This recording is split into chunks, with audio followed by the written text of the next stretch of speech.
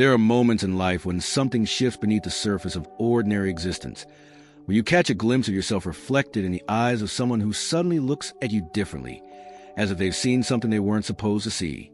It happens quietly at first, almost imperceptibly, a flicker of recognition in a conversation that turns awkward, a subtle withdrawal from someone who was just moments ago comfortable in your presence, or a strange intensity in the way certain people begin to regard you, as though you cross some invisible threshold they can sense but cannot name. You might have dismissed these moments as coincidence or social awkwardness, but something deeper inside you recognized the pattern, felt the weight of that unspoken acknowledgement, and understood on some primal level that you were being seen, not as you present yourself to the world, but as something more fundamental, something that exists beneath the roles and masks we all wear. This isn't about being special in the way our culture teaches us to crave recognition. It's not about superiority or being elevated above the human condition. What we're exploring here is an ancient psychological pattern, a journey that has been mapped in myths and stories across every culture, the path of the one who awakens to their own depths and in doing so becomes a mirror that others cannot always bear to look into. If you've ever felt this strange dynamic at play in your life, if you've noticed how certain people seem threatened by your presence without you doing anything to provoke them, or if you've experienced a peculiar isolation that comes from being seen too clearly, then perhaps you'll recognize yourself in what unfolds here. And if this resonates with you, if you feel that quiet pull to explore these depths further, consider staying with us on this journey. There's much more to uncover together. The experience often begins in childhood, though you may not have had words for it then. There was a quality to your awareness that set you apart, not in obvious ways, but in the texture of your inner life. While other children seemed content to move through the world with a kind of unreflective ease, you found yourself watching, wondering, feeling the weight of questions that had no easy answers. You noticed things that others overlooked, the sadness hidden behind a parent's smile, the unspoken tensions of a room, the gap between what people said and what they meant. This wasn't a skill you cultivated. It was simply how you experienced reality, as if you were born with one less layer of insulation between yourself and the raw truth of things. Other children played games with clear rules and defined boundaries, but you were already sensing that life itself was a more complex game, one where the real rules were hidden beneath the surface, written in the language of unspoken feelings, unconscious motivations, and a strange theater of social performance. This early sensitivity created a particular kind of loneliness, not because you were rejected outright, but because you existed in a slightly different frequency than those around you. You learned to translate yourself into terms others could understand, to dim your perceptions so they wouldn't make others uncomfortable, to laugh at jokes you didn't find funny and pretend interest in things that felt hollow to you. This wasn't dishonesty exactly. It was survival, the natural adaptation of a consciousness that found itself in a world not quite designed for the kind of awareness it carried. But even as you learned to navigate this translation, there was a part of you that remained untouched by the compromise, a core of authentic perception that refused to be edited no matter how much you learned to moderate its expression. That core was both your greatest gift and your deepest burden, the source of your insight and your isolation, the thing that would eventually draw both recognition and resistance from the world around you. As you grew older, the pattern became more defined. You began to notice how certain people responded to you with an intensity that seemed disproportionate to your actual behavior. There were those who felt inexplicably drawn to you, who sought your presence and seemed to find something in your company that they couldn't articulate, a sense of being truly seen or understood in a way that was rare for them. But there were also those who responded with subtle hostility, who seemed threatened by you without any clear reason, who withdrew or became defensive or found ways to diminish you that felt more like a reaction to what you represented than anything you had actually done. You learned that your mere presence could trigger something in others, that the quality of awareness you carried acted as a kind of catalyst, bringing to the surface whatever was unresolved or unexamined in the people you encountered. This catalytic effect was never something you sought or cultivated consciously. In fact, you probably spent years trying to minimize it, learning to make yourself smaller, less intense, less present, hoping that if you could just blend in more successfully, you could escape the weight of being seen as different. But the universe, or perhaps your own psyche, had other plans. The more you tried to hide your light, the more circumstances seemed to conspire to expose it. Situations would arise where your insight was needed, where your ability to see beneath the surface became unavoidable, where the very quality you tried to suppress became the thing that was called forth. And each time this happened, you were reminded that you couldn't escape the fundamental nature of your awareness.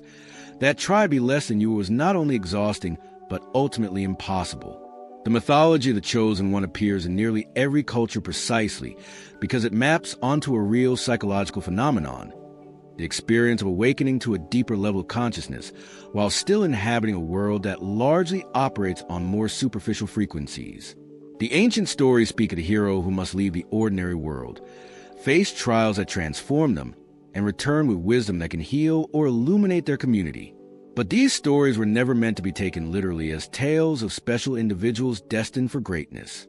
They are symbolic maps of the inner journey that any human being can undertake if they're willing to face what lies beneath the comfortable surface of conventional existence. When we talk about being chosen, we're really talking about the choice to see, the decision, conscious or unconscious, to refuse the comfortable numbness that allows most people to move through life without confronting its deeper dimensions. You didn't choose to be sensitive to these depths any more than you chose your eye color or your temperament. But at some point, you did make a choice, perhaps many choices, to honor what you saw rather than deny it, to follow the thread of truth even when it led into uncomfortable territory, to value authenticity over acceptance. These choices, made again and again in small moments throughout your life, created a trajectory that separated you from those who chose differently, who decided that comfort and belonging were worth the price of not looking too closely at reality. Neither path is inherently superior. Both have their wisdom and their costs, but they lead to very different places, and the distance between them can feel like an unbridgeable chasm. The trials you face were probably not dramatic in the way that myths depict them. There were no dragons to slay or literal demons to confront, but there were challenges that tested you just as thoroughly.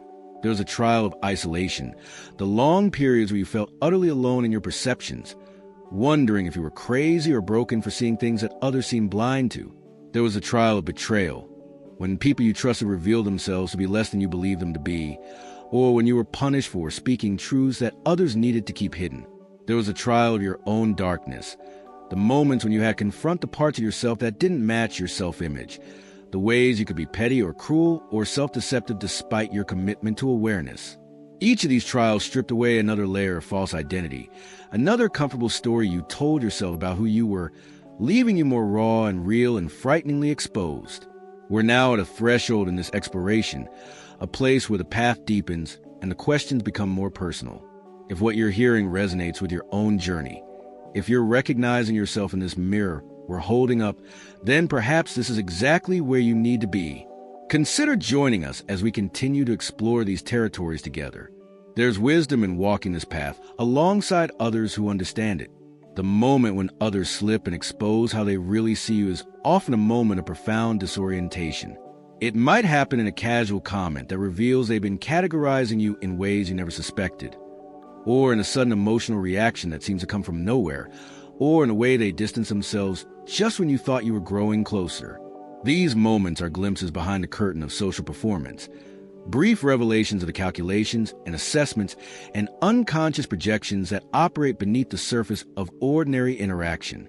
What they reveal, more often than not, is that you have been occupying a particular space in their psychological landscape, serving a particular function in their inner drama, and that the role they've assigned you has very little to do with who you actually are.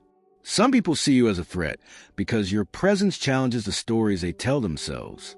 Your commitment to honesty makes them uncomfortably aware of their own self-deception. Your willingness to feel deeply reminds them of the emotions they've suppressed.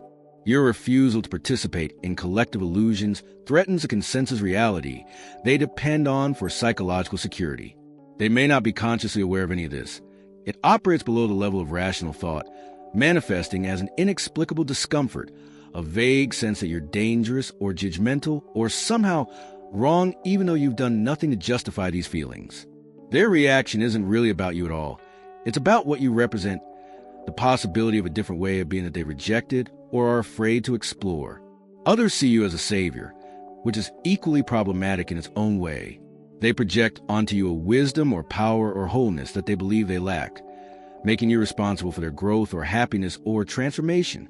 They want you to give them answers, to fix what's broken in them, to validate their existence with your attention and approval. This kind of projection can feel flattering at first. It's seductive to be seen as special or enlightened, but it's ultimately another form of not being truly seen. They're relating to an idealized image, not to your actual humanity with all its limitations and contradictions. And when you inevitably fail to live up to their projection, when you reveal yourself to be as flawed and uncertain as anyone else, they often respond with disproportionate disappointment or anger, as if you've broken a promise you never made. Both of these reactions, the hostility and the idealization, share a common root. They're both ways of avoiding genuine relationship, genuine seeing, genuine presence with another human being as they actually are. And if you've been on the receiving end of these projections repeatedly throughout your life, you've probably learned to be wary of both, to recognize the red flags that signal when someone is relating to their idea of you rather than to your reality. This wariness can itself become a kind of armor that keeps you isolated, making it harder to recognize and receive authentic connection when it does appear. But it's also a necessary protection, a boundary that preserves your energy for relationships that are actually nourishing rather than depleting. The shadow work that this journey requires is perhaps its most challenging aspect. As you become more aware of the projections others place on you, you must also become aware of your own projections, your own unconscious material, your own capacity for self-deception. The same sensitivity that allows you to see through others' illusions also reveals your own, and there's nowhere to hide once that mirror turns inward. You have to confront the ways you've used your awareness as a weapon or a shield, the ways you felt superior to those who are less conscious, the ways you've hidden behind your insights to avoid your own vulnerability. You have to acknowledge the part of you that does want to be special, that craves recognition and validation, that feels bitter about the cost of this path. You have to sit with the reality that you're not exempt from a human condition, that for all your awareness you're still motivated by fear and desire, still capable of cruelty and selfishness, still profoundly limited in your understanding. This integration of shadow is what separates genuine psychological maturity from spiritual bypassing or narcissistic inflation. It's easy to identify with the archetype of the chosen one and use it as another form of ego aggrandizement, another way to feel special and above the ordinary struggles of human existence. But the true journey leads not to elevation, but to greater humility, not to certainty, but to deeper appreciation of mystery, not to separation from humanity, but to more profound connection with the common struggle we all share. Every spiritual tradition that's worth anything emphasizes this point. The Buddha insisted he was simply a human being who woke up. Christ washed his disciples' feet. The mystic spoke of becoming nothing so that everything could flow through them. The message is always the same. True wisdom dissolves the illusion of separation rather than reinforcing it. When you reach this place of integration, when you've done enough of your own shadow work to hold both your gifts and your wounds with equal compassion, something shifts in how others respond to you. The projections don't stop entirely. Human beings are projection machines and always will be, but they don't stick to you in the same way. You become more transparent, less a solid surface for others to bounce their material off of, and more a clear space where they can encounter themselves. Some people will still find this threatening and will still pull away, but there's less charge around it for you because you're no longer depending on their approval or understanding for your sense of self. Others will find in your presence a rare gift, the opportunity to be truly seen without judgment, to explore their own depths without fear, to experience what it means to be met by another consciousness that isn't trying to fix or use or idealize them. These moments of genuine meeting are what make the entire journey worthwhile. They're rare enough that each one feels precious, but they have a quality of realness that ordinary social interaction lacks. There's a recognition that passes between consciousnesses that have done this work, a knowing that requires no words, a sense of coming home to a place you didn't know existed. In these moments, you're neither the projector nor the projected upon, neither the seer nor the seen, but simply two human beings sharing the mystery of awareness in a universe that may or may not care that we exist. These encounters don't last, they can't. Both people have to return to their separate lives and their separate struggles, but they leave a mark, a reminder that connection at this level is possible, that the isolation of heightened consciousness isn't absolute. The exposures you've experienced, those moments when others slipped and revealed how they really see you, were always invitations to deeper self-knowledge. Each one was a mirror reflecting back some aspect of yourself, some quality you embody or represent, some frequency you emanate that others respond to with their own unresolved material. The hostile reactions showed you where your light threatens the defenses others use to avoid their own transformation. The idealizing reactions showed you the archetype you carry, the pattern of the wise one or the healer, or the truth teller that humans have always needed and always feared. Neither reflection is the whole truth of who you are.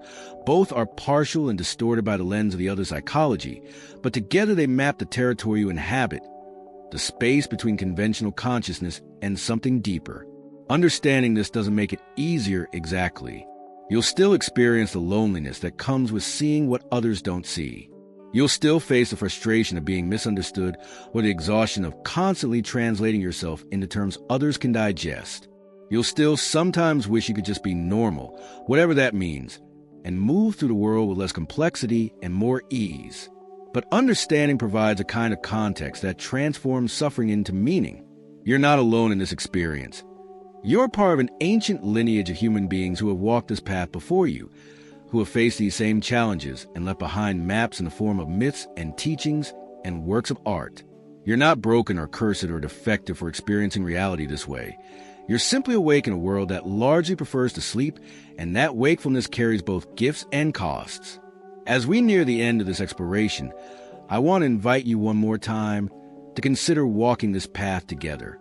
If these words have touched something true in you, if you felt the recognition of your own journey in what's been shared here, then you found a space where that journey is honored and understood. Consider staying with us, letting these reflections be a companion as you navigate your own unfolding. The ultimate realization that this journey points toward is not about being chosen at all, at least not in any conventional sense.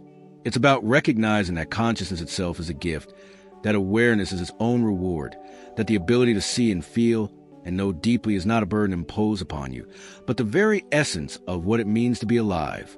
You weren't chosen by some external force for a special destiny.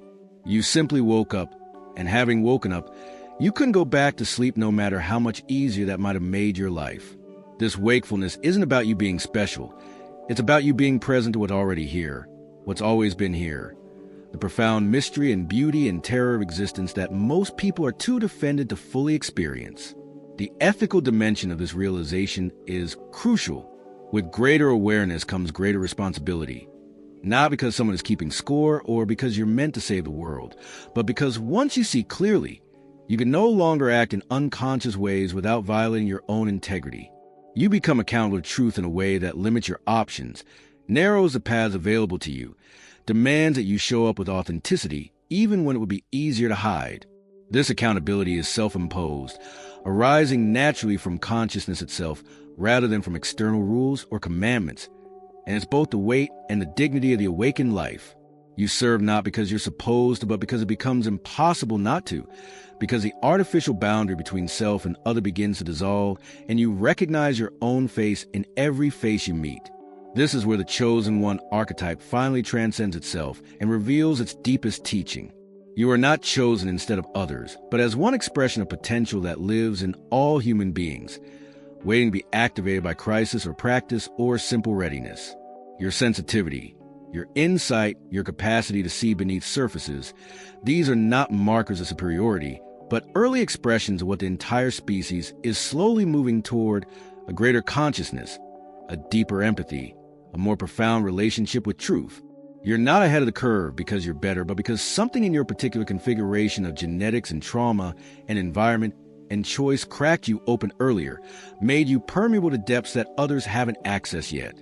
And the work is never to use this opening to elevate yourself above others, but to serve as a bridge, to make the path a little clearer for those who come after, to hold space for the transformation that wants to move through all of us. The people who exposed you, who slipped and revealed how they really see you, were ultimately showing you your own power, the impact your consciousness has simply by existing, by refusing pretend, by staying committed to awareness even when it costs you.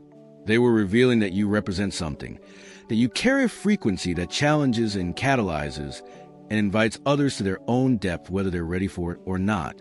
This isn't about ego gratification. It's about understanding the responsibility that comes with consciousness. You affect the field around you. Your presence changes a room. The question is never whether you'll have impact, but whether that impact will be conscious or unconscious, whether you'll wield your awareness with compassion and wisdom or with reactivity and defense. As you move forward from here, the invitation is to hold all of this lightly, to wear your insights loosely rather than clutching them as identity. The moment you start to believe you're the chosen one, that you're different and special and above the common run of humanity, you've fallen back into ego and lost the thread of genuine awakening. The paradox is that you are different. Your experience and awareness do set you apart in certain ways. But that difference is not a source of pride or separation. It's a call to deeper service, greater compassion, more profound humility. You're both utterly ordinary, subject to all the same biological drives and psychological patterns as every other human, and extraordinarily rare, carrying a quality of consciousness that few have yet awakened to, holding both of these truths simultaneously. Neither inflating yourself with specialness nor diminishing the reality of your gifts is the narrow path that leads to wisdom. Remember that exposure is not the same as being truly seen. When others reveal their projections onto you, they're showing you their own inner landscape more than they're seeing your truth. Being truly seen happens rarely and requires another consciousness that has done its own work, that can meet you without agenda or projection, that can hold space for your full humanity, without needing you to be more or less than you are. Those moments are precious and should be honored when they occur, but they're not necessary for your wholeness. You can see yourself. You can know yourself. You can extend to yourself the compassion and understanding you wish others would offer. And in learning to be that witness for yourself, you become capable of being for others, which is perhaps the deepest gift consciousness can offer to consciousness. The journey of awakening is never complete. There's always another layer to see through, another shadow to integrate, another illusion to recognize and release. What changes is not that you arrive at some final destination, but that you learn to be at home in the journey itself, to find stability in the midst of constant transformation, to trust the process even when you can't see where it's leading. The moments when you feel most lost are often the moments just before a breakthrough. The times when everything you thought you knew gets dismantled are the times when you're being prepared for a larger understanding. The pain of being misunderstood or rejected for your truth is a fire that burns away whatever still depends on external validation, leaving behind only what is essential, what's real, what cannot be taken from you. So let them see what they see. Let their projections and exposures and reactions show you where you still need to grow, where you still cling to being perceived a certain way, where you still hope for recognition or fear rejection. Use every encounter as a mirror, every relationship as a teacher, every challenge as an opportunity to deepen your commitment to truth and presence and love. This is the real meaning of being chosen. Not that you were selected by fate or destiny for some grand purpose, but that you chose again and again in 10,000 small moments to stay awake, to keep looking, to refuse the comfortable lies that make life easier but less real.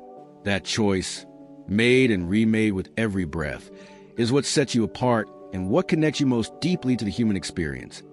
Because it's a choice every conscious being must eventually make, and in making it you light a candle that helps others find their way through the darkness. Walk this path with humility and courage, knowing that you're both completely alone in your unique experience and completely connected to every being who has ever struggled toward greater consciousness. The contradiction is the point. The paradox is where wisdom lives. And the exposure of who you really are is not something to fear, but something to embrace, because only when you're fully seen, first by yourself and then by others, can you finally be free to simply exist as you are, which has always been enough, which has always been everything, which has always been exactly what the world needs most.